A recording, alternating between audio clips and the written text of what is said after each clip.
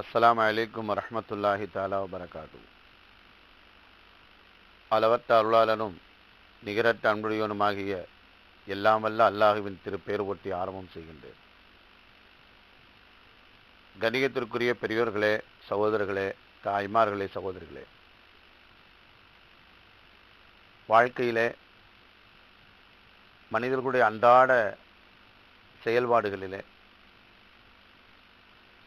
அல்லாஹுக்கு விருப்பமான செயல்கள், அல்லாஹுக்கு கோபமான செயல்கள், ஒவ்வொரு நாளும் மனிதர்களுடைய வாழ்விலே இவைகளெல்லாம் நமக்கு வாழ்க்கையில் ஏற்றதாழ்வோடு நடந்து கொண்டிருக்கிறது. ஆனால் உலகத்திலே மனிதனுடைய வாழ்க்கையிலே நிகழ்ந்துவிட்ட அந்த பாவச் செயல்களுக்கு, தீமையான செயல்களுக்கு, கெட்ட செயல்களுக்கு அல்லாஹ்விடத்திலே தண்டனை வழங்கப்படுகிறது. இதெல்லாம் நம்ம தெரிந்ததுதான். ஆனால் சில கெட்ட செயல்களினால், சில பாவச் செயல்களினால் அல்லாஹ்வுடைய சன்னிதானத்திலே அனைத்து மக்களுக்கு முன்னாடி, அத்தனை கோடி மக்களுக்கு மத்தியிலே எதன் மீது இவன் கெடுதி செய்தானோ அந்த செய்யப்பட்ட பொருளை கொண்டு அல்லாஹ் கேவலப்படுத்தி விடுவார். அல்லாஹ் காப்பாற்றுவானாக. அப்படி வழங்கப்படக்கூடிய தண்டனைகளில் ஒரு பாவச் செயல் என்னவென்றால் மோசடி. இன்னைக்கு உலகத்தில் மிகுதமானவர்கள் செய்வதற்குண்டான ஆற்றல் பெற்ற ஒரே ஒரு செயல் இருக்குன்னா மோசடி. எல்லா நிலையிலையும் நடக்குது மோசடி. கீழ்மட்டத்திலிருந்து மேல்மட்டம் வரை மோசடி நடக்குது. அறிவுள்ளவர்களிடத்திலிருந்து அறிவில்லாதவர்களையும் செய்யப்படக்கூடிய ஒன்று மோசடி. அப்ப அந்த மோசடி செயல்கள் வாழ்விலே, ஒவ்வொரு மனிதனுடைய வாழ்விலேயும் மோசடி செயல்கள் இல்லாத நிலைக்கு ஆளாகிவிட்டது. ஏதோ எண்ணப்பட்ட சிலர்களை சொல்லிவிடலாம். அந்த அளவுக்கு மோசடி என்பது ஒரு சமூக அந்தஸ்தை எட்டிய நிலையிலே சென்று கொண்டிருக்கிறது. ஆனால் அதை பற்றி யாரும் கவலை இல்லை.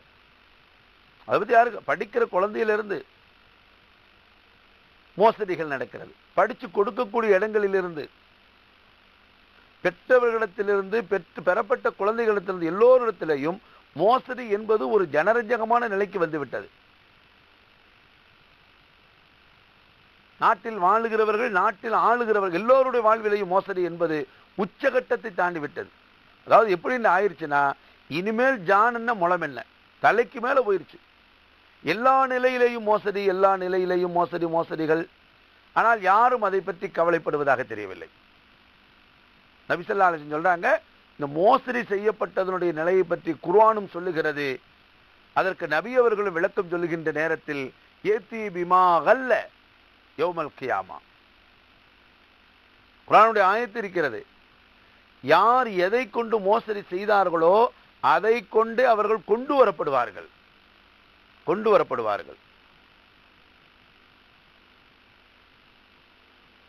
ஸல்லல்லாஹு ஒரு தடவை உரை நிகழ்த்தினாங்க. அந்த உரையில மோசடியை பற்றி எடுத்து சொல்லிக்கிட்டு இருந்தாங்க. அந்த நேரத்தில் சொன்னாங்க, நான் இந்த நிலையிலே உங்களை காணக்கூடாது, நான் இந்த நிலையிலே உங்களை பார்க்கக்கூடாது. சொல்லிட்டு எந்த நிலை,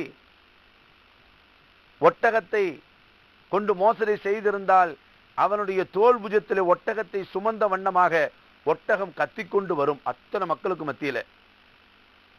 குதிரையை கொண்டு மோசடி செய்திருந்தானா தனது தோல் புஜத்திலே குதிரையை சுமந்தவனாக வருவான், அந்த குதிரை கனைத்து கொண்டு வரும். ஆட்டை கொண்டு மோசடி செய்திருந்தானா ஆட்டை தோல் புஜத்திலே சுமந்தவனாக அத்தனை மக்களுக்கு மத்தியிலே இவன் கியாமத்துடைய நாளிலே வருவான், அந்த ஆடு கத்தி கொண்டு வரும். ஆடு கத்துறதை பார்த்து, குதிரை கணைக்கிறத பார்த்து, ஒட்டகம் சப்தமிடுவதை பார்த்து தெரிந்து கொள்வார்கள், இவன் இந்த பொருளை கொண்டு, இந்த வஸ்துவை கொண்டு இவன் மோசடி செய்திருக்கிறான் என்று உணர்ந்து கொள்வார்கள். அல்லாஹ் அப்படிப்பட்ட கேவலத்தை ஏற்படுத்தி விடுவான். ஸல்லல்லாஹு அலைஹி வஸல்லம் சொன்னாங்க, நான் உங்களை இந்த நிலையிலே பார்க்க கூடாது, நான் பார்ப்பதற்கு விரும்பவில்லை என்று நபி ஸல்லல்லாஹு அலைஹி வஸல்லம் அவர்கள் சொன்னார்கள். எனவே மோசடியிலிருந்து தவிர்ந்திருக்க வேண்டும். மோசடிங்கிறது உலகத்தில் ஒரு திருட்டு காரியமோ அல்லது ஏதாவது ஒரு மற்ற தீமையான செயல்களை விட கொடுமையானது. ஏனென்றால் அந்த பொருள் அங்கே வந்து நம்மளை காண்பித்து கொடுத்து விடும். காண்பிச்சு கொடுத்துரும். நபி ஸல்லல்லாஹு அலைஹி வஸல்லம் ஒருத்தர் மோசடிங்கிறதுக்காக வேண்டி சொல்ல வந்தார்கள். நபி ஸல்லல்லாஹு அலைஹி வஸல்லம் கனிமத்து பொருள்களை பங்கீடு செஞ்சாங்க, பிரிச்சு கொடுத்துட்டாங்க. முடிஞ்சதுக்கு பிறகு ஒரு தோழர் என்ன செஞ்சாரு, ஒரு பொருளை தூக்கிட்டு வந்தார். அது முடியினால் ஆன ஒரு வகையான கடிவாளம் மாதிரி உள்ளது, ஒன்றும் பெரிய பொருள் அல்ல. இங்கெல்லாம் இதில் செய்கிறாங்க, நூலில் செய்கிறாங்கல்ல கைத்தில், அது மாதிரி ஒரு முடியிலே செய்யப்பட்டது. போர்க்களத்தில் கிடைச்சிருக்கு, கொண்டு வந்திருக்காரு, வச்சுக்கிட்டாரு. பிரிக்கும் போது கொண்டு வரல, மோசடி தானே. எல்லாம் பிரித்து கொடுத்து முடிஞ்சது பிறகு யார சொல்லா இந்த இது கனிமத்து பொருள் போர்க்களத்தில் கிடைச்சின்னு கொண்டு வந்தார். ஸல்லல்லாஹு அலைஹி வஸல்லத்தினுடைய முகம் மஞ்சளித்து விட்டது. என்ன செய்து விட்டாய்? பிலால் 3 தடவை சொன்னாரா இல்லையா, உன் காதுல விழுந்துச்சா இல்லையா? போர்க்களத்தில் கிடைக்கப்பட்ட கனிமத்து பொருளை கொண்டு வாங்கன்னு சொன்னாங்கல்ல, அப்பெல்லாம் எங்க போன? அதை நீ ஒழிச்சுக்கலான்னு தானே உன் மனசுல. இப்ப வந்து வாங்கிக்கன்னு சொன்ன, நான் வாங்க மாட்டேன்ட்டாங்க. நாளைக்கு இந்த பொருளோடு நீ நாளை கியாமத்து நாள் வருவாய் என்று ஸல்லல்லாஹு அலைஹி வஸல்லம் அவர்கள் எச்சரித்தார்கள். எனவே மோசடி என்பது பதுக்கல் நடக்கிறது, ஒழித்தல் நடக்கிறது, கொடுக்கல் வாங்கல் எவ்வளவு மோசடிகள் நடக்கிறது, கணவன் மனைவிக்கு இடையில எவ்வளவு மோசடிகள் நடக்கிறது, ஆசிரியர் மாணவனுக்கு இடையில எவ்வளவு மோசடிகள் நடக்கிறது, நாட்டை ஆளுகிறவனுக்கு நாட்டு மக்களுக்கு இடையில எவ்வளவு மோசடிகள் நடக்கிறது. இதற்கெல்லாம் என்ன பதில் சொல்ல போறோம்? எனவேதான்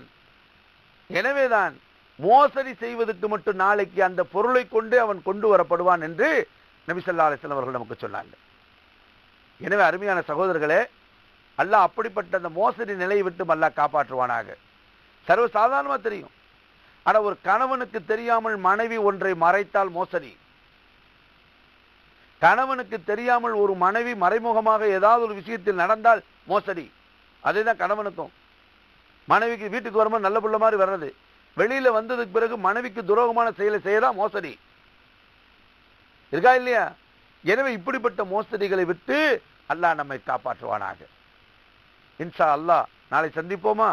அஸ்ஸலாமு அலைக்கும் வரஹ்மத்துல்லாஹி தஆலா வபரகாத்துஹு.